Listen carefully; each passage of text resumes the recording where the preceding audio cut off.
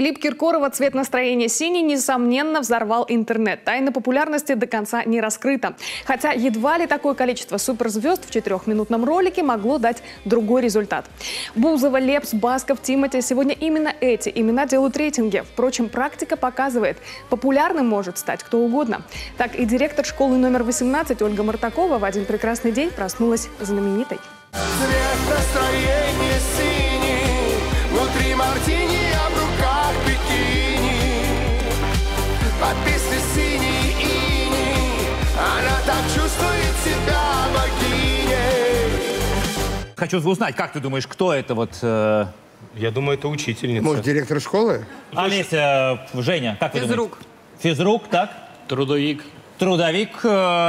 Так. Я думаю, не надо гадать, мы сейчас узнаем. Зовите. Совершенно верно. Оля Ко, она же директор школы номер 18 из Сыктывкара. Ольга Константиновна.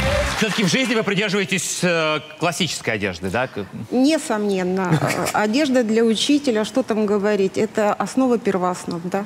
И я думаю, что ирония и юмор тоже. Совершенствование образования требует новых форм работы, а для учителя главное – быть в тренде, признается Мартакова. Место для съемок пародии на скандально известный хит «Сыктывкарская школа». Все герои – такие же преподаватели. Хотелось, чтобы они всегда помнили, что мы родом из детства. И самое главное – самой иронии не забывать. Учителя не боятся быть не такими, как все, не боятся быть смешными.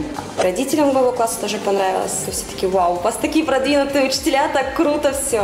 Пародия на скандально известный клип появилась в сети за месяц до выхода шоу. Она и стала поздравлением для выпускников школы с окончанием учебного года. В первые же дни после публикации ролик начал стремительно набирать популярность. И вот сегодня больше 250 000 просмотров. Вообще детям очень нравится, когда вот такие словечки на уроках, они сразу понимают, что эту тетку надо послушать. Не так уж она стара, как кажется. Вот за это им огромный, как сейчас говорят, респект.